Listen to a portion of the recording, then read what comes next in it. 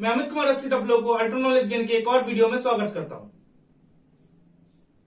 इससे पहले हम लोग एनसीईआरटी क्लास 10 मैथ बुक के चैप्टर 3 जो कि है pair of linear equation in two variables, उसका एक्सरसाइज 3.2 स्टार्ट किया था और उसका पहला दो पार्ट में हम लोगों ने एक्सरसाइज 3.2 का पहला दो पार्ट में हम लोगों ने क्वेश्चन 1, क्वेश्चन 2, क्वेश्चन 3 और क्वेश्चन 4 सोल्व किया था। आज इस पार्ट में हम लोग उसका बाकी तीन क्वेश्चन मतलब क्वेश्चन 5, क्वेश्चन 6 और क्वेश्चन 7 सोल्व करेंगे।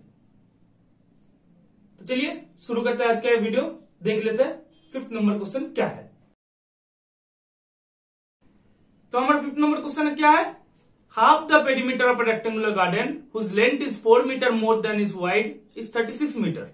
Find the dimension of the garden. तो देखिए क्या बोला गया है, एक रेक्टेंगुलर गार्डन है। क्या है? एक रेक्टेंगुलर गार्डन। तो इसका डायमेंशन क्या क्या मिलेगा हमें? एक लेंथ और एक वाइड। एक रेक्टेंगुलर में क्या होता है, रेक्टेंगुलर गार्डन में दो तरफ का लेंथ सेम होगा और वाइड दो तरफ का सेम होगा। तो हमें डायमेंशन में क्या मिलेगा? लेंथ और वाइड। तो यहां पर हम लोगों को लेंथ x मानना होगा, वाइड को y मानना होगा। तो देखिए let the length of the garden be x। तो वाइड हमारा आपका क्या हो गया? वाइड हो गया y। तो हमें क्या करना पड़ेगा? इसका सोल्यूशन निकालना पड़ेगा, x और y मान कर निकालना पड़ेगा। तो पहले क्या चाहिए? उसके लिए इक्वेशन चाहिए।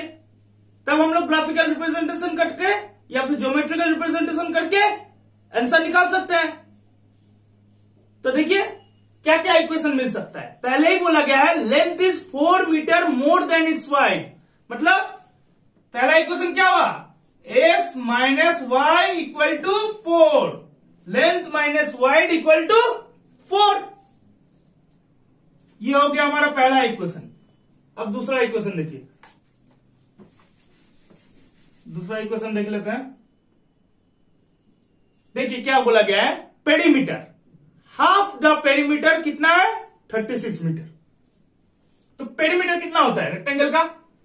2 इंटू एल प्लस बी। ये फॉर्मूला होता है 2 into L plus B. Half मतलब क्या? 2 से डिवाइड होगा तो 2 2 कट गया, बचा क्या? Length plus breadth. और यहां पर लेंथ क्या है? x और ब्रेथ क्या है मतलब वाइड क्या है? y। वो कितना है?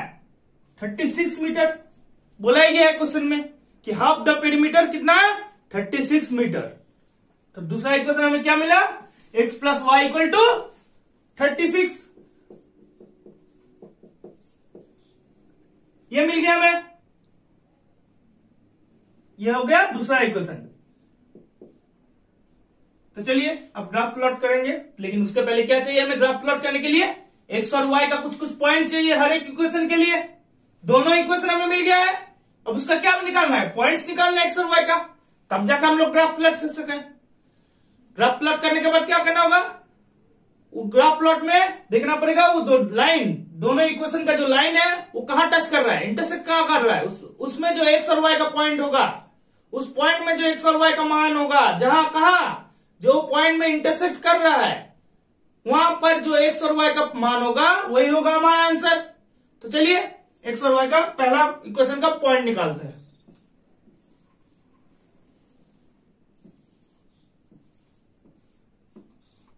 तो एक्स और वाई, तो देखिए पहले हम लोग एक्स को 10 मान लेते हैं। अब कुछ भी मान सकते हैं, हम लोग 10 माने। एक्स माइनस वाई कितना है? 4।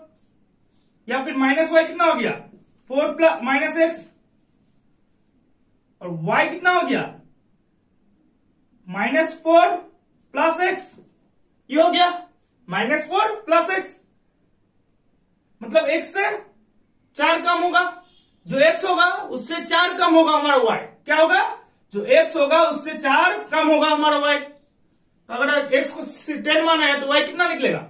6 में निकलेगा। अब हम लोग x को 12 मान लेते हैं तो y कितना निकलेगा? 8। फिर हम लोग x को 20 मान लेते हैं तो y कितना निकलेगा? 4 का मतलब कितना? 16। तो हमने पहला इक्वेशन का तीनों पॉइंट निकाल लिया है। अब दूसरा इक्वेशन में चलते हैं।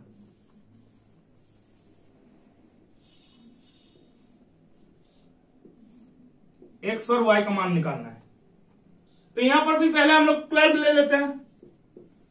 12 ले लिए तो देखिए एक्स प्लस वाई कितना होता है 36 और वाई कितना हो गया 36 माइनस एक्स। तो 36 माइनस 12 करने से कितना होगा 24। तो 24 निकल गया। फिर हम लोग इसको 20 ले लेते हैं। तो 36 माइनस 20 करने से कितना होगा 20 करने से 20 माइनस होगा तो कितना होगा 36 से 16। फिर हम लोग x को 24 मान लेते हैं। तो 24 मान लिए तो कितना होगा 36 से 12 माइनस करने से 24 आता है। तो 36 से 24 माइनस करने से कितना आएगा 12 आएगा। 36 से अगर 24 माइनस किया तो कितना आएगा 12 आएगा। तो हमें 3 पॉइंट मिल गया। हमें क्या मिला इस इक्वेशन का 3 पॉइंट मिल गया, इस इक्वेशन का 3 पॉइंट मिल गया। ये क्या है जो प्रॉब्लम दिया है उसका एल्जेब्रिक रिप्रेजेंटेशन है। अब हमें क्या दिखाना है ग्राफिकल रिप्रेजेंटेशन। तो चलिए ग्राफ करते हैं। ग्राफ देखिए वहां पर हमने क्या किया है पहले इस इक्वेशन का 3 पॉइंट प्लॉट किया है 10 और 6 12 और 8 20 और 16। फिर क्या किया है तीनों को जोड़ दिया है तो एक लाइन मिल गया है। वो लाइन क्या है इस इक्वेशन का लाइन है। फिर हमने क्या किया है 12 और 24 को प्लॉट किया है, 20 और 16 को प्लॉट किया है, 24 और 12 को प्लॉट किया है। तीनों पॉइंट को प्लॉट करने के बाद देखिए तीनों को ज्वाइन किया है तो एक दूसरा लाइन मिल गया। तीनों को ज्वाइन किया तो क्या मिला एक दूसरा लाइन मिल गया। दूसरा लाइन क्या है दूसरा इक्वेशन का लाइन है। दूसरा लाइन क्या है इस दूसरा इक्वेशन का लाइन। दोनों इक्वेशन का लाइन हमें मिल गया है। अब देखिए दोनों इक्वेशन का लाइन एक जगह टच करता है, दोनों एक दूसरे को इंटरसेक्ट करता है। कहां इंटरसेक्ट कर रहा है तो the two lines intersect at देखिए कहां इंटरसेक्ट कर रहा है x इक्वल टू 20 और y इक्वल टू 16 में यही इंटरसेक्ट कर रहा है। देखिए जो पॉइंट में इंटरसेक्ट कर रहा है वहां पर x का मान कितना है 20 और y का मान क्या है 16। तो हमने x क्या लिया था लेंथ लिया था। तो length therefore length equal to कितना हो गया 20 मीटर। अब वाइड इक्वल टू कितना हो गया वाइड क्या था y था तो y कितना निकला 16 निकला। तो वाइड क्या हो गया 16 मीटर। तो हमने डायमेंशन निकाल लिया length equal to 20 metre wide equal to 16 metre यही निकालना था हमें। तो हमने गार्डन का डायमेंशन निकाल लिए। क्या है dimension dimension of the garden equal to कितना लिखा जाता है length into breadth equal to 20 into 16 metre. ये होगा हमारा आंसर। तो हमने क्वेश्चन 5 अटेंड कर लिए। अब हम लोग क्वेश्चन 6 को एक बार देख लेते हैं। तो देखिए हमारा 6 क्वेश्चन क्या कह रहा है given the linear equation 2x plus 3y minus 8 equal to 0 write another linear equation in two variables such that the geometrical representation of the pair so formed is पहला इंटरसेक्टिंग लाइन दूसरा parallel line और तीसरा coincident line. तो करना कैसे है हमें पहला इक्वेशन दिया हुआ है दूसरा इक्वेशन हम लोग क्या मानेंगे ax plus by plus c equal to 0 ये मान लेंगे हमारा दूसरा इक्वेशन है। अब हम लोग को याद कीजिए 3.2 का पार्ट 2 में a1/2 b1/b2 c1/c2 उसका रेशियो निकाले थे। उस रेशियो से इंटरसेक्टिंग लाइन और पैरेलल लाइंस और कोइंसिडेंट लाइंस होता था। यही वाला टेक्निक हमें लगाना है इंटरसेक्टिंग लाइंस पैरेलल लाइंस और कोइंसिडेंट लाइंस वाला इक्वेशन निकालने में। वो रेशियो हमें दिखाना है वो रेशियो देखना है कहां इक्वल होगा कहां नहीं। तो चलिए शुरू करते हैं। पहला क्या है देखिए पहला इक्वेशन क्या दिया गया है एक तो इक्वेशन दिया गया है कि 2x plus 3y minus 8 equal to 0। तो इक्वेशन गिवन इज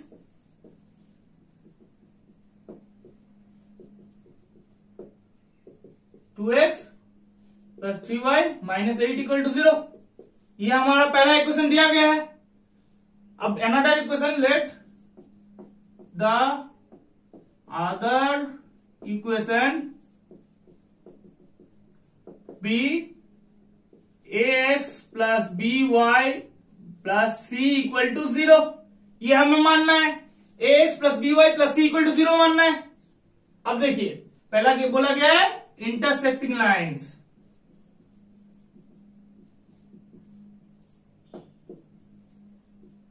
तो देखिए इंटरसेक्टिंग लाइंस के लिए हमें क्या रेशियो बनाना था, मतलब ये जो रेशियो है 2/a 3/b और -8/c, ये क्या होगा इंटरसेक्टिंग लाइंस के लिए अनइक्वल होगा। तीनों का अनइक्वल होना है, याद कीजिए रेशियो। तो अगर आप लोगों को नहीं मालूम है रेशियो क्या होता है और ये रेशियो से हम लोग कैसे मालूम करेगा, ये पता चलेगा, तो आप क्या कीजिए, मेरा 3.2 का बाकी सब वीडियोस 3.2 का पार्ट 1 और पार्ट 2 देखिए, आप लोगों को पता चल जाएगा कि कैसे करना है।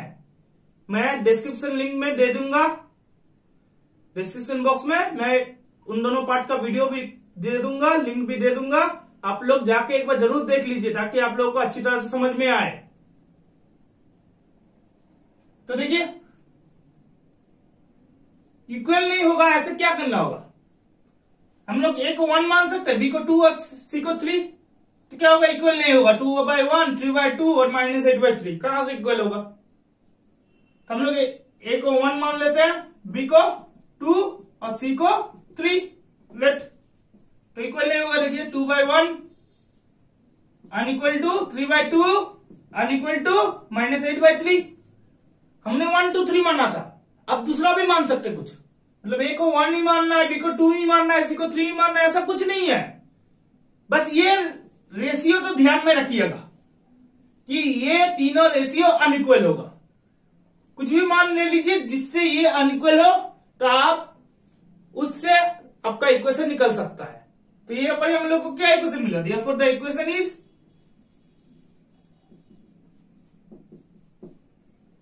क्या मिला, ए को 1 माना है मतलब 1x मतलब x प्लस बी को क्या माना है 2 माना है तो 2y प्लस सी को क्या माना है 3 माना है 3 इक्वल टू 0। ये हो गया हमारा इक्वेशन पहला नंबर का इंटरसेक्टिंग लाइंस का। आप चाहे तो दूसरा इक्वेशन भी निकाल सकते हैं, बस याद रखिएगा ये रेशियो अनइक्वल होना चाहिए, तीनों रेशियो। वैसे हिसाब से ए बी और सी निकालना है, हम ये लिए मतलब आपको भी यही लेना है, ऐसा कुछ नहीं है। चलिए अब दूसरा देख लेते हैं, दूसरा क्या है, दूसरा है पैरेलल लाइंस।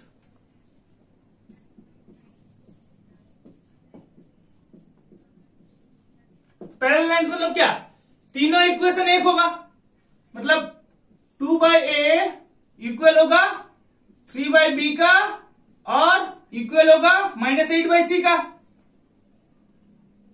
तो हम लोग को इक्वेशन का रेशियोज एक निकालना है, तो कैसे निकालेंगे, इसका डबल ले लेते हैं हर एक में, तो इसमें क्या हो जाएगा, लेट a इक्वल टू 2 है ऊपर, तो नीचे क्या ले लेंगे 4 ले लेते हैं, ऊपर 3 है तो b को क्या ले लेंगे 6 ले लेते हैं, और c को क्या कर लेंगे, देखिए ऊपर -8 है -16 ले लेते हैं, हर एक में दुगना ले लिए, तो ये लास्ट तक क्या होगा, हर एक रेशियो में क्या निकलेगा 1/2 निकलेगा, तीनों एक हो गया। हर एक में क्या निकलेगा, देखिए इसमें 2/4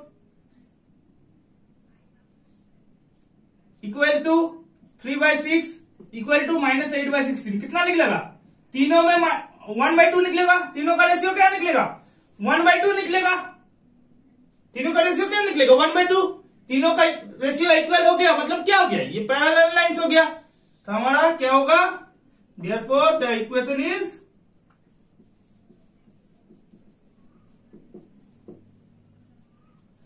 देखिए ए को 4 माने हैं तो 4x प्लस by मतलब 6y, c की जगह -16 तो -16 इक्वल टू 0। ये हो गया हमारा इक्वेशन पैरेलल लाइंस के लिए। एक तो दिया हुआ है आगे से क्वेश्चन में, दूसरा निकालना है, दूसरा निकल गया पैरेलल लाइंस के लिए। अब कोइंसिडेंट लाइन, कोइंसिडेंट लाइंस में क्या होगा, ये दोनों एक होगा लेकिन ये अलग होगा। तो देखिए कोइंसिडेंट लाइंस का देख लेते हैं,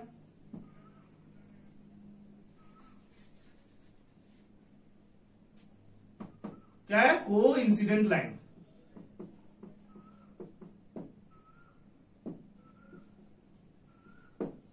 कोइंसिडेंट लाइंस कब मिलेगा? जब ये दोनों एक होगा लेकिन ये इक्वल नहीं होगा।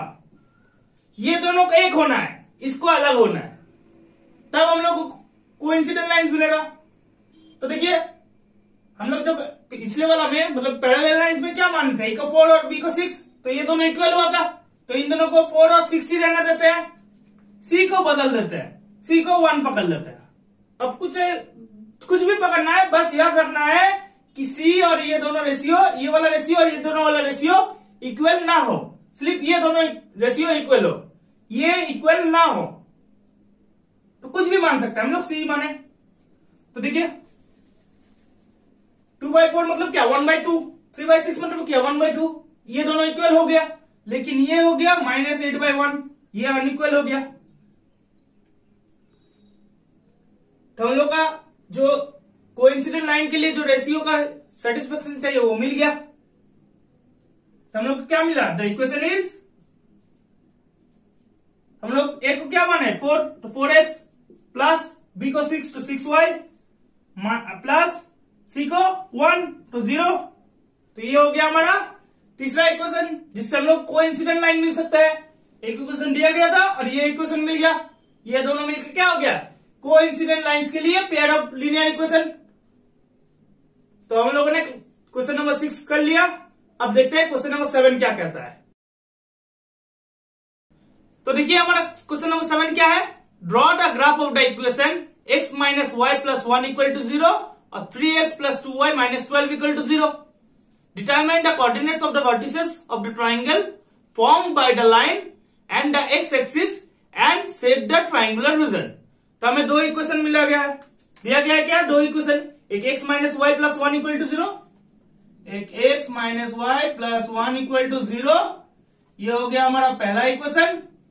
दूसरा इक्वेशन क्या है? 3x plus 2y equal to 12 या 3x plus 2y minus 12 equal to 0, 3x plus 2y minus 12 equal to 0। तो हमारे पास दो इक्वेशन है, देख लेते हैं। पहले तो ग्राफ प्लॉट करने के लिए क्या चाहिए? x और y का मान चाहिए, तो x और y का मान निकालते हैं।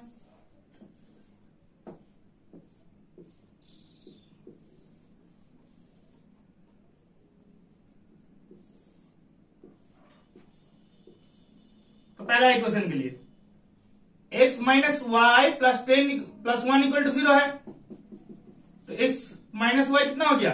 1 हो गया, -1 हो गया। मतलब क्या? x जितना होगा y एक कम ज्यादा होगा। x minus y equal to -1 मतलब क्या है? मतलब x जितना होगा उससे y क्या है? ज्यादा होगा। एक y क्या होगा? एक ज्यादा होगा। कैसा? देखिए x minus y equal to -1 है, तो माइनस वाई कितना हो गया? -1 माइनस x, तो y कितना हो गया? 1 प्लस x। तो जितना भी x होगा y एक ज्यादा होगा। तो हम लोग 0, 1 और 2 ले लेते हैं x को। तो x को जब 0 लेंगे तो एक ज्यादा होगा, मतलब क्या? 1 हो गया। x को 1 लिए तो y 2 हो गया, और x को 2 लिए तो मतलब 3 हो गया y। तो हमने तीनों पॉइंट निकाल लिए। अब देखिए दूसरा इक्वेशन का पॉइंट निकालते हैं। 3x plus 2y minus 12 equal to 0, मतलब क्या हो गया? देखिए 3x प्लस 2y क्या हो गया? 12 हो गया, और 2y इक्वल टू क्या हो गया? 12 माइनस 3x, और y equal to 12 minus 3x by 2। तो देखते हैं क्या निकलता है। पहले हम लोग x और y का क्या लेंगे? x को मान लेते हैं कुछ, तो x को हम लोग क्या मानेंगे? पहले 0 मान लेते हैं। x को 0 माने तो मतलब क्या हो गया? y इक्वल टू 12 माइनस 0 12 हो गया, बाई 2 क्या हो गया? 6 हो गया।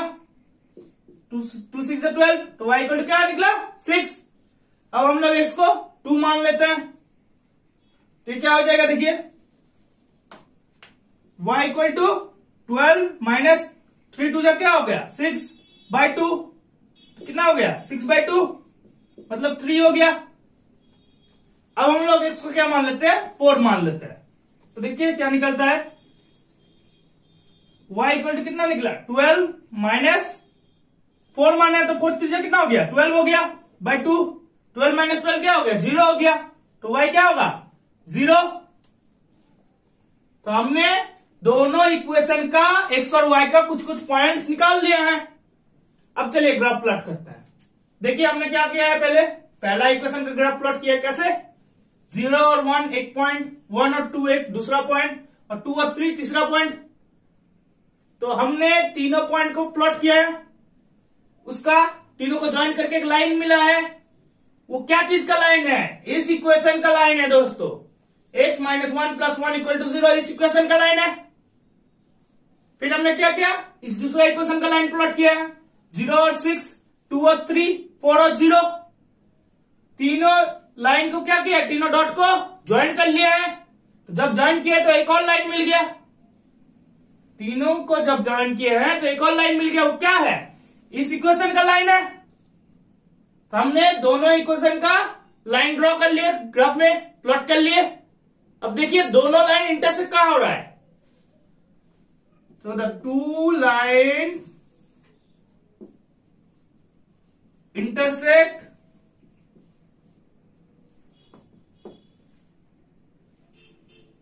each other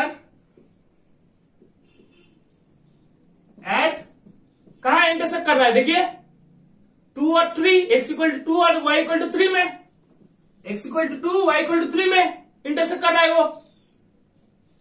और x एक्सिस को इंटरसेक्ट कहां कर रहा है, देखिए ये लाइन x एक्सिस को कहां इंटरसेक्ट कर रहा है, ये लाइन x एक्सिस को कहां इंटरसेक्ट कर रहा है, देखिए एक बार। तो देखिए ये लाइन एक्सिस को कहां इंटरसेक्ट कर रहा है, एंड x एक्सिस एट, ये पहला लाइन कहां इंटरसेक्ट कर रहा है, x एक्सिस को -1/0, -1 और 0। और वो लाइन कहां इंटरसेक्ट कर रहा है x एक्सिस को, 4,0 में, 4,0। तो हमारा दोनों लाइन कहां इंटरसेक्ट कर रहा है x एक्सिस को, पहला ये कर रहा है -1 और 0 में, दूसरा वो कर रहा है 4 और 0 में। तो हमने दोनों इंटरसेक्टिंग पॉइंट x एक्सिस के ऊपर वो भी निकाल लिए हैं, और दोनों एक दूसरे को जहां इंटरसेक्ट कर रहे हैं वो भी निकाल लिया। ये क्या है, इससे हम लोग को एक ट्राइंगल मिला है, देखिए एक ट्राइंगल मिला। तो ये ट्राइंगल का क्या है, ये तीनों पॉइंट वर्टिसेस हो गया। कोई एक ट्राइंगल है, उसका ये तीनों पॉइंट वर्टिसेस होता है। तो ये हो गया, ये तीनों पॉइंट हम लोग का क्या हो गया, वर्टिसेस है। तो हम लोग क्या कह सकते हैं, therefore the vertices